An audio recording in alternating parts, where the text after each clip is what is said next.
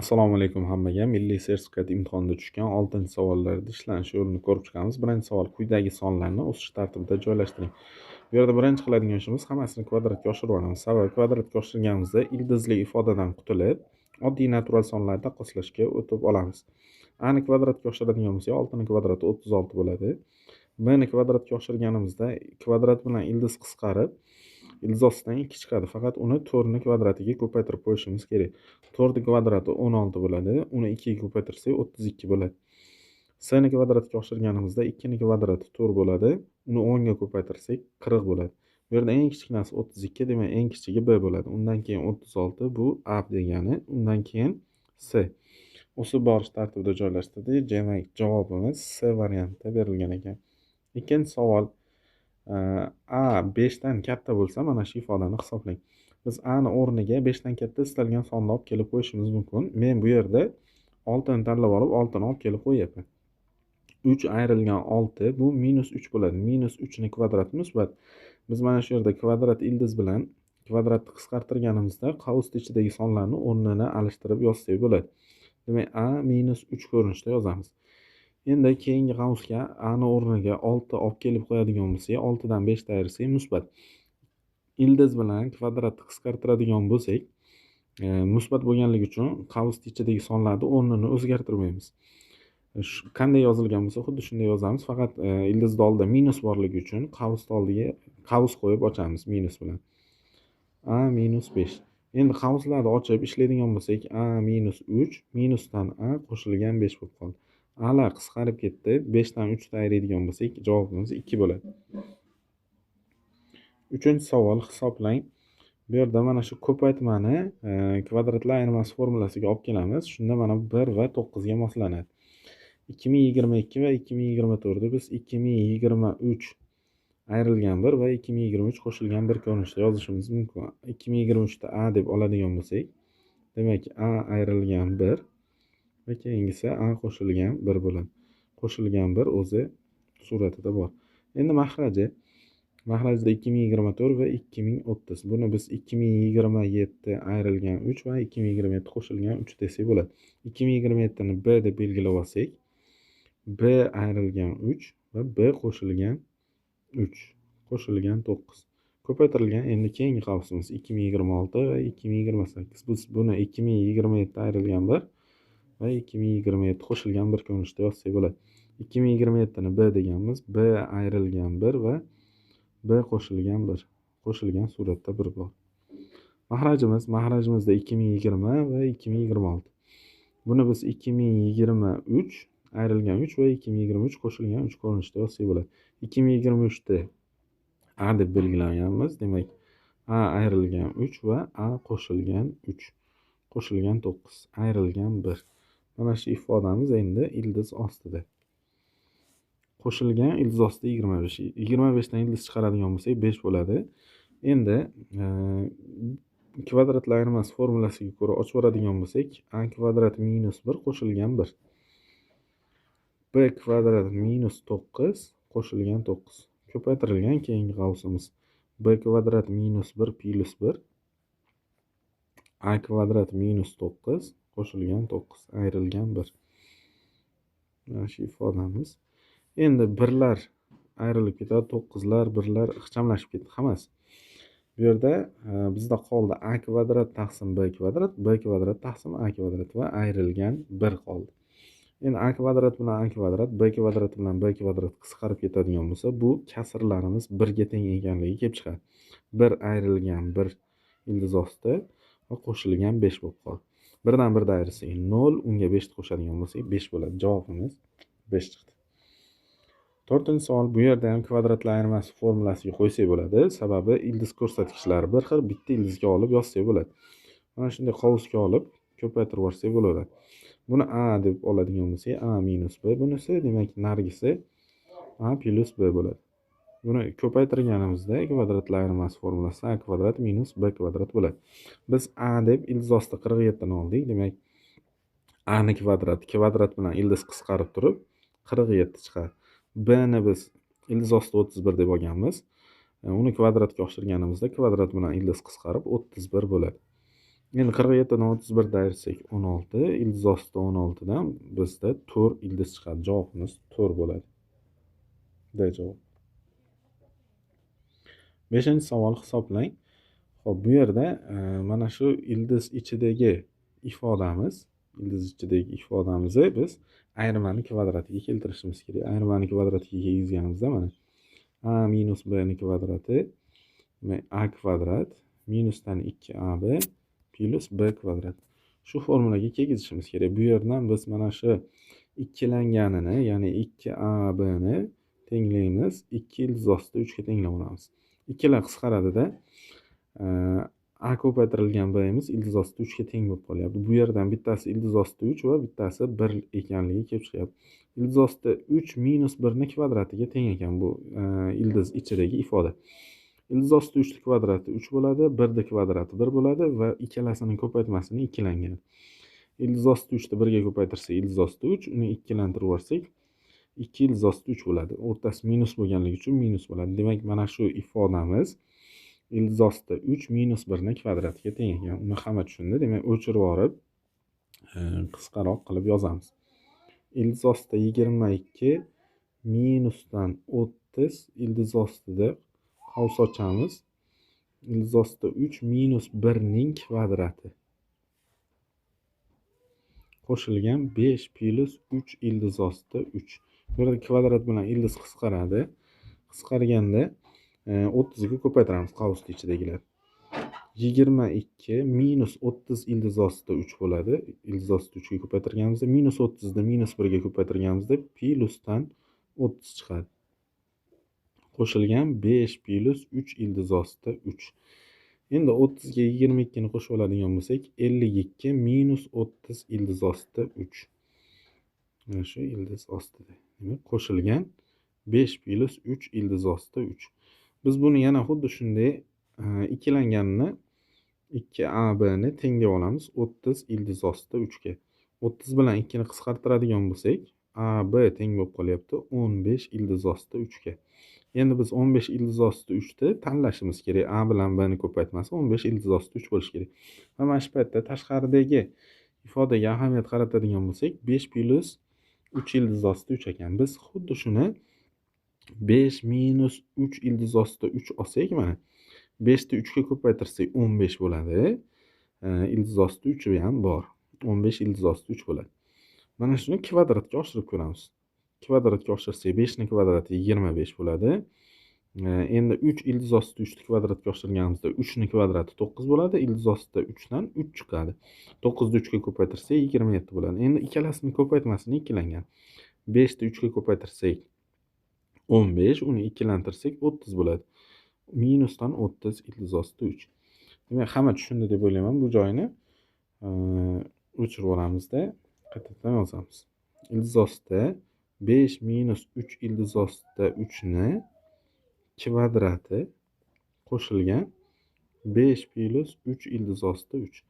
Bu yerda kvadrat bilan ildiz qisqarib 5 minus 3 ildiz ostida 3 qo'shilgan 5 plus 3 ildiz ostida 3 bo'ldi.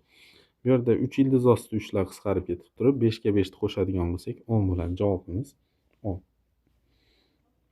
6-savol hisoblang. Kvadratga oshiramiz. Kvadratga oshiradigan bo'lsak, ildiz ostida 3 ni kvadrati 3 bo'ladi, 1 ni kvadrati 1. Qo'shilgan ikkalasini ko'paytmasini ikkilangan. Ildiz ostida 3 ni 1 ga ko'paytirsa ildiz ostida 3 ni ikkilantirsa 2 ildiz ostida 3 bo'ladi. Mahrajimizda 2 minus plus ildiz ostida 3 qo'shilgan. Endi keyin kasr. Ildiz ostida 7 ni kvadrati 7 bo'ladi. 1 ni kvadrati 1, ikkalasining ko'paytmasini ikkilangan. Ildiz ostida 7 ni minus 1 ga ko'paytiradigan bo'lsak, minusdan ildiz ostida 7 bo'ladi. Uni ikkilantirsak 2 ildiz ostida 7 bo'ladi. Mahrajimizda ildiz ostida 7 minusdan 4. Endi mana 3 ga 1 ni qo'shib oladigan bo'lsak 4 bo'ladi. Bu endi mana shu suratimizdan 2 ni qavsdan tashqariga ham chiqib ketadigan bo'lsak, 2 qavsdan tashqariga chiqib ketdi. 2 ko'paytirilgan qavsning ichida. Bu yerda 2 qo'shilgan ildiz ostida 3 qoladi. Mahrajimizda o'zi 2 qo'shilgan ildiz ostida 3 bor. Qo'shilgan endi bu ikkalasi 8 bo'ladi. 8 bo'lsa, biz har ikkalasidan 2 ni tashqariga olib chiqib ketsak, -2 ni tashqariga olib chiqib ketadigan bo'lsak, bu yerda ildiz ostida 7, minusdan 4 paydo bo'ladi. Shunda mana qavusni ochganimizda minusdan 2 ildiz ostida 7 bo'ladi, plyusdan 8 bo'lib qoladi. Mahrajimizda ildiz ostida 7, minusdan 4 bo'lyapti. Endi bular qisqaradigan bo'lsa, qavus bilan mahrajlar qisqarib ketyapti. 2 minus 2 paydo bo'lyapti. 2 dan 2 ni ayirsak 0 bo'ladi. Javobimiz 0. 7-savol hisoblang. Hisoblab chiqishimiz kerak. Bu yerda mana shu ildiz ostida 6 va ildiz ostida 3. Har ikkalasidan ildiz ostida 3 ni qavusdan tashqariga olib chiqib ketsak bo'lar ekan. Ildiz ostida 3 qavusdan tashqariga chiqib ketsa, ildiz ostida 6 ni o'rnida ildiz ostida 2 qoladi. Qo'shilgan 2. Mahrajimizda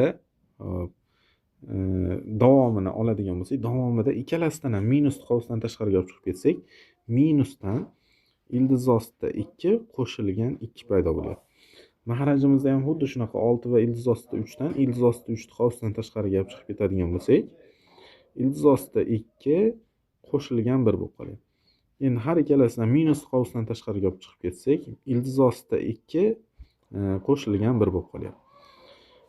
Endi qavusdan tashqariga olib chiqib ketamiz. Ya'ni mana shu ikkalasida ham bor ildiz ostida 2 qo'shilgan 2 ni qavusdan tashqariga olib chiqib ketyapmiz.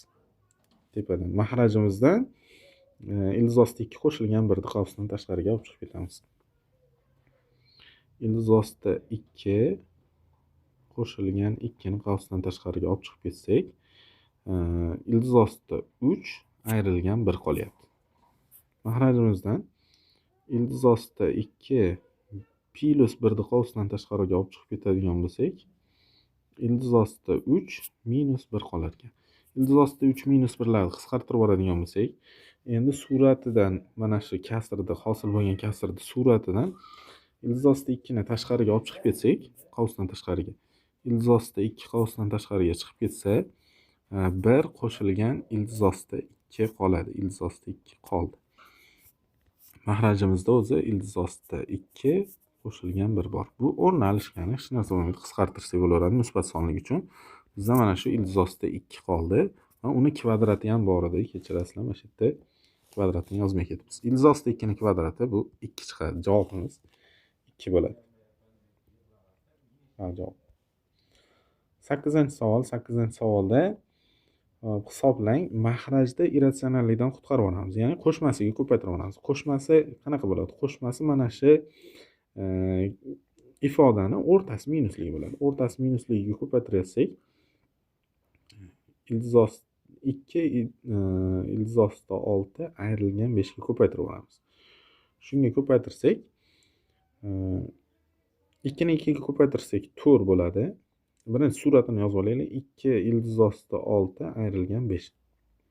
Mahrajimizda 2 ni 2 ga ko'paytirsak 4, ildiz ostida 6 ildiz ostida 6 ga ko'paytirilganda 6 ni kvadrati ildiz bilan qisqarib ketadi-da, 6 chiqadi. 4 ni 6 ga ko'paytirsak 24 ayrilgan 5 ni kvadrati, ya'ni 5 ni kvadrati 25 bo'ladi. Minusdan 5 qo'shilgan 2 ildiz ostida 6. Bu yerda ayirganimizda minus 1 paydo bo'ladi. Minus 1 ga bo'lib olganimizda mana suratdagi ifodalarda ishoralar o'zgarib qoladi. Ya'ni 5 ayrilgan 2 ildiz ostida 6. Ayrilgan 5 qo'shilgan 2 ildiz ostida 6. 2 ildiz ostida 6 lar, 5 lar qisqarib ketib turib, javobimiz 0 chiqar ekan. Javobimiz 0 C bo'ldi. 9-savol takrorlangan. Demak, bu javobimiz 0 bo'ladi. O'zi nimaga ko'ryapmiz bu misollarda? Imtihonda har doim qaytarib tushib qolishi mumkin savollar. Shuning uchun ko'rib chiqyapmiz. 10-savol soddalashtiring. Soddalashtirishimiz kerak.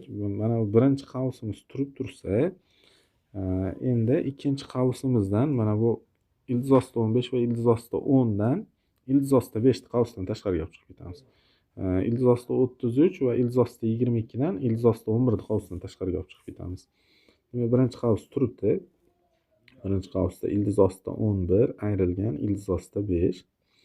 Endi qavs ochamiz. Ildiz ostida 15 va ildiz ostida 10 dan ildiz ostida 5 qavsdan tashqariga chiqib ketdi. Ildiz ostida 5 qavsdan tashqariga chiqib ketadigan bo'lsa, bu yerda ildiz ostida 3 qoladi. Narigisida endi ildiz ostida 2 qoladi. Ildiz ostida 33 va ildiz ostida 22 dan ildiz ostida 11 ni qavsdan tashqariga olib chiqib ketadigan bo'lsak, ildiz ostida 11 qavsdan tashqariga chiqib ketsa, bu yerda ildiz ostida 3 minusdan ildiz ostida 2 qoladi. Xo'p, mahrajimizda 108 va 72. Buni biz ildiz ostida 36 ni alohida qilib oladigan bo'lsak, 108 degani 36 ko'paytirilgan 3 degani, 72 degani 36 ko'paytirilgan 2 degani. 36 dan bilamiz 6 ildiz chiqadi. Shuning uchun bundan 6 ildiz ostida 3 deb yozsak bo'lar ekan, ayrilgan 6 ildiz ostida 2 deb yozsak bo'lar ekan. Endi xo'p, birinchi qavsimiz turadi. Birinchi qavsimiz ildiz ostida 11 ayrilgan ildiz ostida 5. Endi ikkinchi qavsimizdan mana bu ifoda bir xil bo'lib qolyapti. Ikkinchi qavsimizdan ildiz ostida 3 minusdan ildiz ostida 2 qavsdan tashqariga chiqib ketsa, har ikkalasidan keyingi qavsimizda ildiz ostida 5 minusdan plyusdan ildiz ostida 11 paydo bo'lyapti. Hop, mahrajimizda 6 ni qavsdan tashqariga olib chiqib ketadigan bo'lsak, ildiz ostida 3 minusdan ildiz ostida 2 paydo bo'lyapti. Ildiz ostida 3 minus 2 larni qisqartirib yuborsak bo'lar ekan va mana bu ikkala narsa ikkala qavsimiz eng chekkada turganlar. Bular kvadratlar ayirmasi formulasiga tushadi. Ya'ni 11 ni birinchi yozib oladigan bo'lsak, ikkinchi qavsda 11 qo'shilgan ildiz ostida 5 bo'lsa, mana ildiz ostida 11. Ildiz ostida 11 minusdan ildiz ostida 5, keyingi qavsimiz mana ildiz ostida 11 plyusdan ildiz ostida 5 ko'rinishda yozib oladigan bo'lsak, ildiz ostida 11 ni bir-biriga ko'paytirganimizda ildiz ostida 11 ni kvadrati bo'ladi. Ya'ni bu 11 chiqadi. Ildiz ostida 5 va ildiz ostida minus 5 ni ko'paytirganimizda ildiz ostida 5 ni kvadrati bo'ladi. Bu 5 chiqadi ildizdan. Demak 5 chiqadi. Mahrajimizda 6 bor. Ayirganimizda 6 taqsim 6 bo'lib turib, javobimiz 1 bo'lyapti. Javobimiz A javobda berilgan. 11-savol, bu ham xuddi shu takrorlangan, soddalashtirsak javobimiz 1 chiqadi.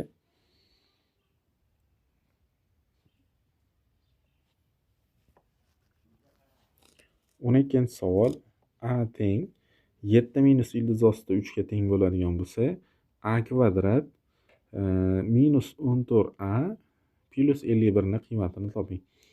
Bu yerda A ni o'rniga olib borib, kvadratga oshirib bemalol ishlasak bo'ladi yoki mana bu ifodani ayirmani kvadratiga tegizsak bo'ladi. Ayirmani kvadratiga tegizsak, mana bu yerda 49 qo'shilgan 2 deb oladigan bo'lsa, 51 deb biz. A kvadrat minus 14A qo'shilgan 49 da biz ayirmani kvadratiga tegizsak bo'ladi. Mana plus 2 turib turadi. Bu nima degani? Bu A minusdan 7 ni kvadrati degani. A minus 7 ni kvadrati qo'shilgan 2 bo'lib qoladi. Mana qavsni ochadigan bo'lsak, birinchi sonni kvadrati, ya'ni A ni kvadrati bo'ladi. Birinchi son va ikkinchi sonni ko'paytmasini ikkilangani bo'ladi. Ya'ni A ni 7 ga ko'paytirib 7A bo'ladi. Uni ikkilantirsak 14A bo'ladi. Keyin ikkinchi sonni kvadrati. Xo'p, endi A ni o'rniga qo'yadigan bo'lsak, mana shu yerda A ni o'rniga 7 minusdan ildiz ostida 3 ni qo'yyapmiz va ayrilgan yana 7 bor. Shuni kvadrati qo'shilgan 2 bo'ladi. 7 lar qisqarib ketdi-da, minusdan ildiz ostida 3 ni kvadratiga oshiradigan bo'lsak, javobimiz 3 bo'ladi. Kvadrat bilan ildiz qisqarib, mana minus ham yo'qolib ketadi, musbat bo'ladi. Kvadrat har doim kvadratga oshirganimizda musbat bo'ladi. Qo'shilgan 2 bo'lib qoladi. 3 ga 2 ni qo'shadigan bo'lsak 5 bo'ladi. Javobimiz B javobda berilgan ekan.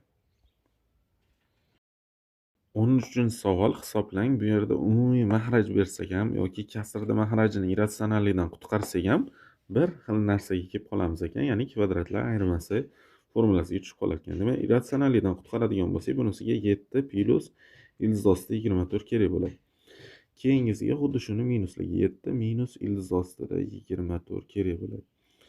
Hop, biz mana shu ildiz ostida 24 4 ko'paytirilgan 6 deb oladigan bo'lsak, 4 dan 2 ildiz chiqadi. Ildiz ostida 24 imiz, demak 2 ildiz ostida 6 ga teng ekan. Mahrajimizni ko'paytiryapmiz. 7 plyusdan ildiz ostida 24 ga.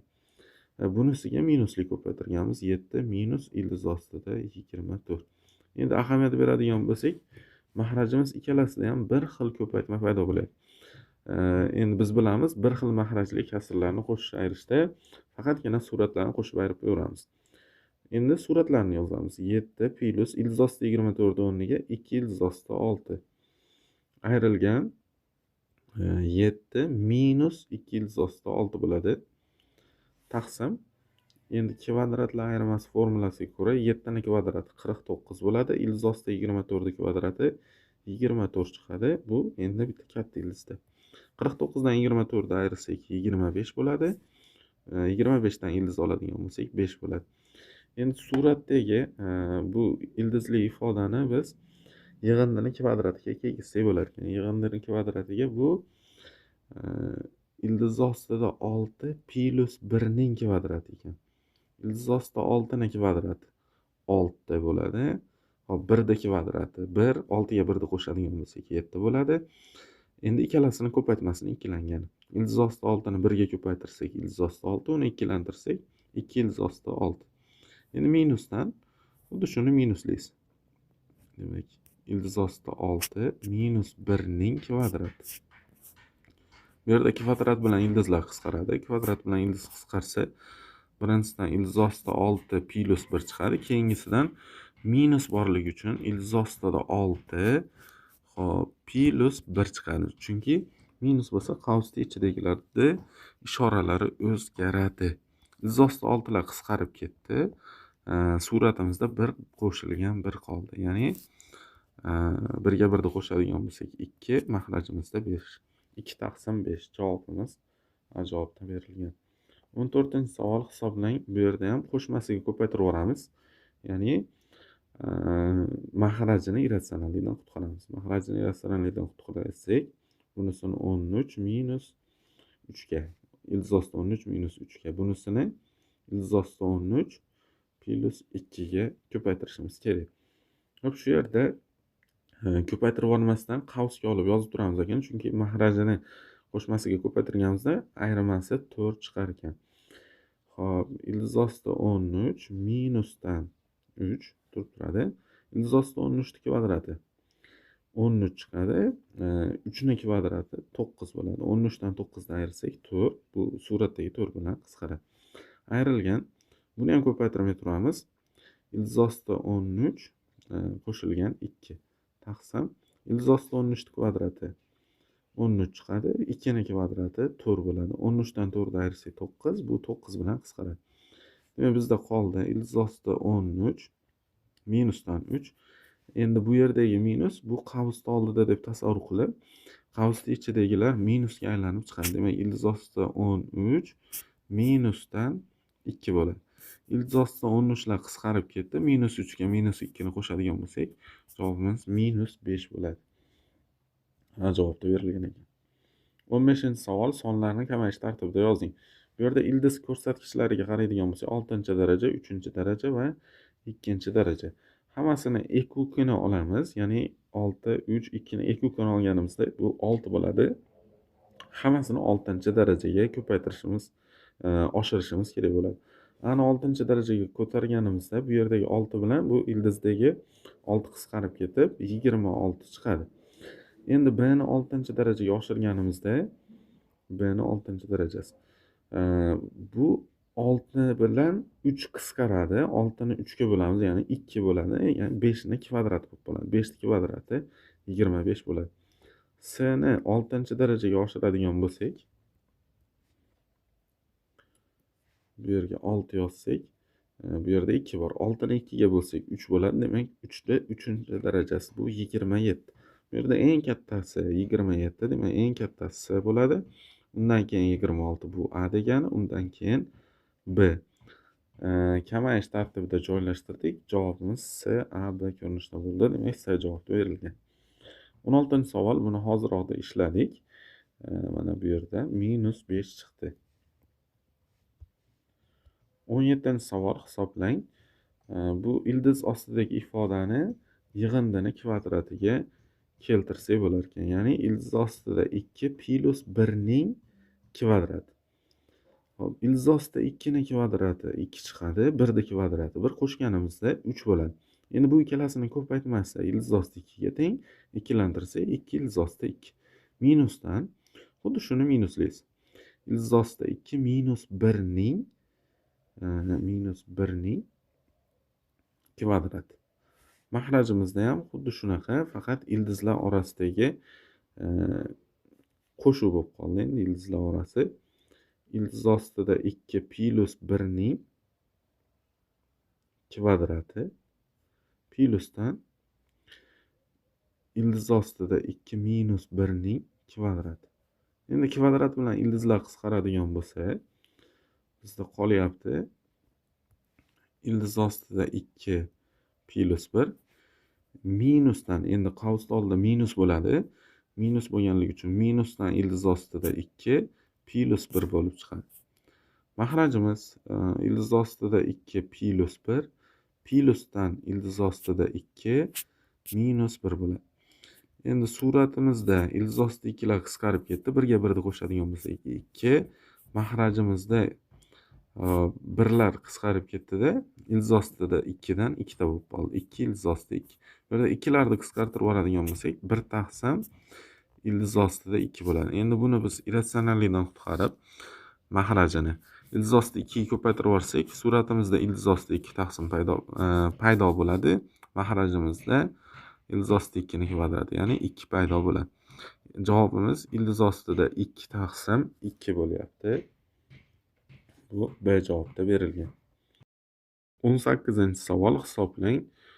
Bu yerda biz ildiz ostidagi eng ichkaridagi ifodadan boshlab hisoblashni boshlaymiz. Buni biror bir yig'indini kvadratiga keltirsak yaxshi bo'ladi. 2AB ni biz tenglab olamiz 6 ildiz ostida 2 ga. 6 bilan 2 qisqarib turib AB teng bo'ladi 3 ildiz ostida 2 ga. Endi biz A bilan B ni tanlayotganimizda A ni 3 va B ni ildiz ostida 2 tanlaydigan bo'lsak, ularni kvadratga oshirganimizda yig'indisi 19 chiqmaydi ekan. Shuning uchun bittasini 3 ildiz ostida 2 va yana bittasini qo'shilgan 1 ko'rinishda olamiz.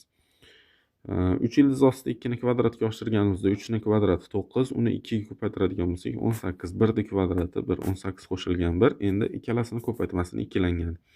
Ikkalasini ko'paytmasi 3 ildiz ostida 2, uni ikkilantirib olsak 6 ildiz ostida 2 bo'ladi. Demak, bizga berilgan mana shu 19 qo'shilgan 6 ildiz ostida 2 ifodamiz 3 ildiz ostida 2 qo'shilgan 1 ning kvadratiga teng ekan. Endi buni qaytadan yozib oladigan bo'lsak, mana shu yerga 3 ildiz ostida 2 qo'shilgan 1 ning kvadrati. Kvadrat bilan mana shu yerda ildizni qisqartirib, minus ifodasini mana shu yerga qo'yib olamiz. Qisqaroq bo'ladi yozuvimiz. 12 qo'shilgan 2 19,125 da biz 19,4 deb yozib olsak, minus 3 ildiz ostida 2 minusdan 1 bo'lib qoladi. Chunki qavsni ochganimizda ikkalasini ham ishorasini manfiga aylantirib oladi. Endi hop 19 dan 1 ni ayiradigan bo'lsak 18,4 dan 1 bo'lib qoladi. 12 qo'shilgan 2 18,4 dan 1 minus 3 ildiz ostida 2. Biz hozirroqda ko'rdik. 3 ildiz ostida 2 ning kvadrati 18 ga teng bo'lyapti. Endi bu yerda bizda faqat mana shu 4 dan 1 oshiqchalik qilyapti. 4 dan 1 da biz 1 taqsim 2 ning kvadrati deb olsak bo'ladi. 3 ildiz ostida 2 minus 1 taqsim 2 ning kvadrati bo'lyapti bu. Mana kvadratga oshirib ishlaydigan bo'lsak, 3 kvadrati 9, uni 2 ga ko'paytirsak 18 bo'ladi. Qo'shilgan 1 taqsim 2 ning kvadrati 1 taqsim 4 bo'ladi. Endi bu ikkalasini ko'paytmasini ikkilangani -2 formuladagi 1 taqsim 2 va 3 ildiz ostida 2. Ikkilar qisqarib turib, mana bu 18,4 dan 1 degani. Bu endi ikkilar qisqarib ketib 3 ildiz ostida 2 bo'lyapti minusdan. Xo'p, demak, endi buni o'rniga biz mana shu 3 ildiz ostida 2 minus 1 taqsim 2 ning kvadrati olib ketaveramiz. Bu ildiz ostida 12 plus 2. Buni ham ildiz ostiga olib oladigan bo'lsak, kvadrat bilan ildiz qisqaradi, kvadrat bilan ildiz qisqaradi va 2 ga ko'paytirib ochamiz qavusni. 2 ga ko'paytirib ochganimizda 12 qo'shilgan 2 ni, demak, 3 ildiz ostida 2 ga ko'paytirsak 6 ildiz ostida 2. Bu 2 bilan bu 2 qisqaradi, ko'paytirganimizda -1 bo'ladi. Ildiz ostida mana shu qoldi xolos. 12 dan 1 dan ayiradigan bo'lsak 11 bo'ldi. Demak, ildiz ostida 11 plus 6 ildiz ostida 2 paydo bo'ldi. Biz buni yana biror bir yig'indini kvadrati ko'rinishiga tegishimiz kerak. Yana tanlaymiz. 2AB teng bo'lyapti 6 ildiz ostida 2. 6 bilan 2 ni qisqartiradigan bo'lsak AB teng bo'lyapti 3 ildiz ostida 2 ga. Demak, endi bittasini 3 oladigan bo'lsak, yana bittasini qo'shilgan ildiz ostida 2 deb olsak, 3 ni kvadrati 9 bo'ladi, ildiz ostida 2 ning kvadrati 2 bo'ladi. Endi ikkalasini ko'paytmasini ikkilangani, demak 3 ta ildiz ostida 2 ga ko'paytirsam 3 ildiz ostida 2, 2 ga ko'paytirib yuboradigan bo'lsak 6 ildiz ostida 2 ga teng. Demak, mana shu ildizli ifodamiz bizda 3 qo'shilgan ildiz ostida 2 ning kvadratiga teng ekan. Kvadrat bilan ildiz qisqarsa, 3 qo'shilgan ildiz ostida 2 ekan. Javobimiz shu 3 qo'shilgan ildiz ostida 2. Bu C javobda berilgan ekan. 19-savol. 19-savolda ham xuddi shunaqa. Xo'p, ildiz ostidagi ifodani bunisini yig'indini kvadrat, bunisini ayirmani kvadratiga tegizishimiz kerak. Mana shu 3/125 da biz 3/4 dan 1 qo'shilgan ildiz ostida 3 deb oladigan bo'lsak,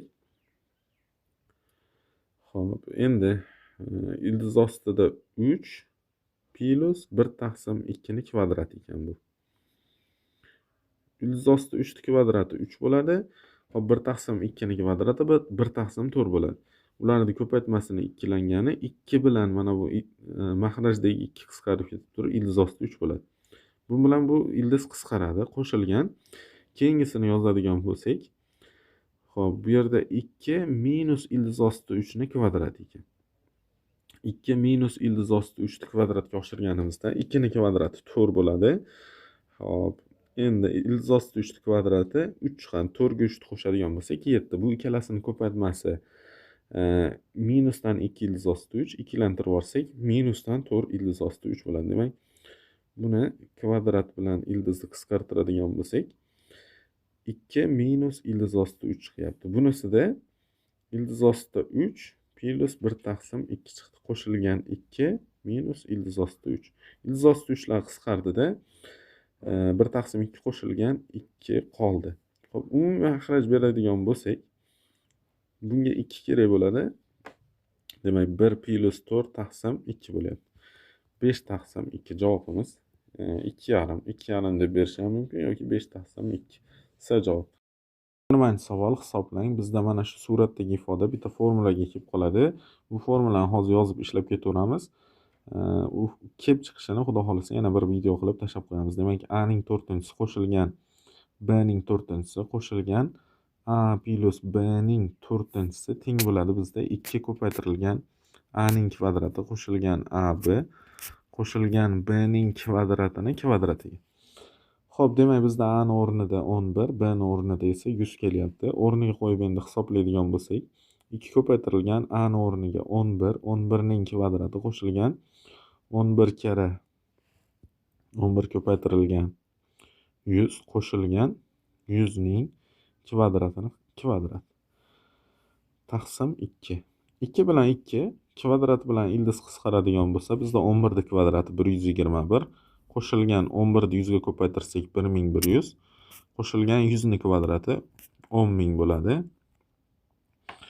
Xo'p, endi 10000 ga 1100 qo'shsak 11100. Unga 121 ni qo'shib yuboradigan bo'lsak 11221 bo'ladi. Javobimiz B variantida berilgan ekan.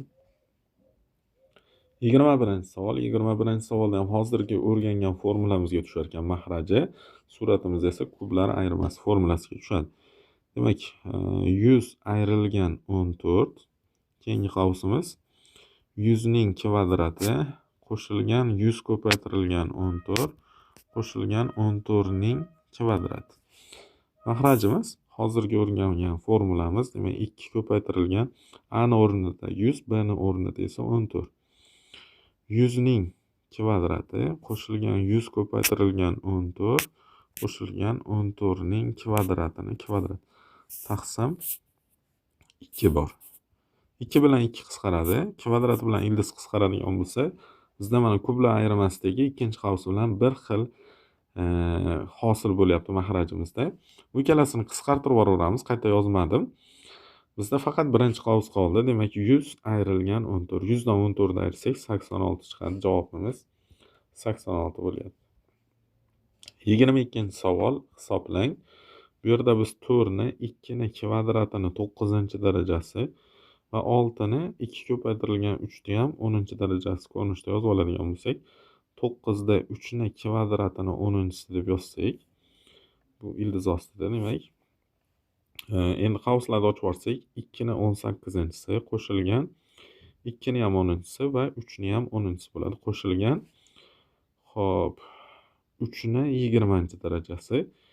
Endi biz mana shu 2 ni 10-sini 2 ko'paytirilgan 2 ni 9 ko'rinishida yozib olsak, mana 2 ni 18-i qo'shilgan 2 ko'paytirilgan 2 ni 9-si ko'paytirilgan 3 ni 10-si qo'shilgan 3 ni 20-si. Bizda bu to'la kvadratga kelar ekan, ya'ni mana bu a kvadrat, bunisi formuladagi 2 a b, bunisi esa b ni kvadrat. Bizda demak 2 ni 9-si qo'shilgan 3 ni 10-sini kvadrat ekan. Bu kvadrat bilan ildiz qisqaradigan bo'lsa, javobimiz 2 ni 9-si qo'shilgan 3 ni 10-si bo'lar ekan. Bu javobimiz C variantida berilgan. 23-savol. 23-savolda mana shu kasr ko'rinishidan biz ildizli ko'rinishga o'tib oladigan bo'lsak, mahraj ildiz darajasini bildiradi. Suratimiz esa sonni darajasini bildiradi. Ya'ni hozir kvadrat ildiz ostida 52 qo'shilgan 6 ildiz ostida 43 ni kubiga teng ekan. Bu esa xuddi shuni minusligi. Hop, kvadrat ildiz ostida 52 ayrilgan 6 ildiz ostida 43 ni kubi.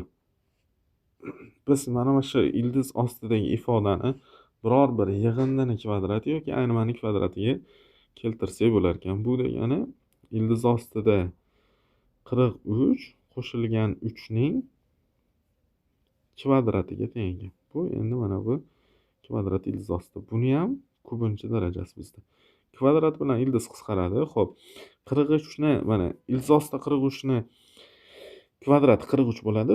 9 ni 3 ni kvadrati 9 bo'ladi. 43 ga 9 ni qo'shsak 52. Bu ikkalasining ko'paytmasini ikkilangani 6 ildiz ostida 43 bo'ladi. Endi xuddi shuni minuslisi, demak ildiz ostida 43 ildiz ostida 43 minusdan 3 ning kvadrati bu ildiz ostida. Endi shuni ildizni kubinchi darajasi. Kvadrat bilan ildizni qisqartirib oladigan bo'lsak, bizda ildiz ostida 43 qo'shilgan 3 qoldi. Shuni kubinchi darajasi. Endi bu yoqda esa xuddi shuni minuslaymiz. Ildiz ostida 43 ayrilgan 3 ni kubinchi darajasi. Endi buni kublar ayirmasi formulasiga qo'yib yuboramiz. Faqat mana shu yerda belgilab olsak oson bo'lar ekan. Buni a deb belgilasak, buni b deb belgilab oladigan bo'lsak, hop, a minus b, bunisi esa a kvadrat minusdan plyusdan a b plyusdan b ning kvadrati. Xo'p, endi biz a minus bni o'rniga qo'yadigan bo'lsak, ildiz ostida 43 qo'shilgan 3 minus qavs qo'yib olamiz. Ildiz ostida 43, ildiz ostida 43 ayrilgan 3. Bu yerda qavsni ochganimizda, xo'p, ildiz ostida 43 qo'shilgan 3 bo'ladi. Minusdan ildiz ostida 43 qo'shilgan 3 bo'lib qoladi. Ildiz ostida 43 lar ketib turib, qavsimizni ichi 6 ga teng bo'ldi. Umumiy 6 ga teng bo'ldi. Birinchi qavsimiz. Endi ikkinchi qavs a ning kvadrati. Hop, kvadratga oshirib oladigan bo'lsak, 43 ildiz ostida 43 kvadrati 43 chiqadi. 3 kvadrati 9. Endi ikkalasini ko'paytmasining ikkilangani 6 ildiz ostida 43 bo'ladi. Bu a ning kvadratiga teng. Endi ikkalasini ko'paytmasi, xo'p, kvadratlar ayirmasi formulasiga tushib qoladi. Bu degani ildiz ostida 43 ning kvadrati, ya'ni 43 chiqadi.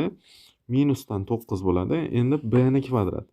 B ning kvadratga oshirganimizda, xo'p, 43 plyusdan 9 bo'ladi va ikkalasini ko'paytmasining ikkilangani, ya'ni minusdan bo'ladi.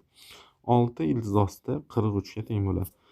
Xo'p, bu ikkinchi qavsimiz. Mana bu yerda birinchi qavsimiz 6 ga teng edi. Hozir mana bu yerda 6 ildiz ostida 43 larimiz qisqarib ketar ekan.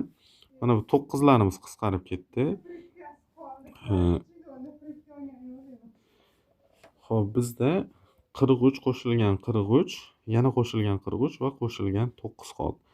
43 dan 3 tasi, 43 ni 3 ga ko'paytiradigan bo'lsak, 43 ko'paytirilgan 3 qo'shilgan 9 qoldi. 43 ni 3 ga ko'paytirsak 9, 12 129, unga 9 ni qo'shadigan bo'lsak, 138, uni endi 6 ga ko'paytirib olishimiz kerak. 6 kere 8'imiz 48, 8'ini yozamiz. To'g'ri tilda 3 kere 6'miz 18, unga 2 ni qo'shadigan bo'lsak, 4 ni qo'shadigan bo'lsak 12 bo'ladi. Hop, bir tilda 6 kere 1'imiz uzr, ikkisi tilda mana shu yerdan adashib ketdim mana. Hop, 6 kere 8'imiz 48, 8'ini yozyapman to'g'ri tilda. 6 kere 3'imiz 18, unga 4 ni qo'shadigan bo'lsak 22 bo'lyapti. Ikkisini yozyapman ikki tilda. 6 kere 1'imiz 6, dildagi 2 ni qo'shadigan bo'lsak 8 bo'ladi. Javobimiz 828 chiqdi. S javob.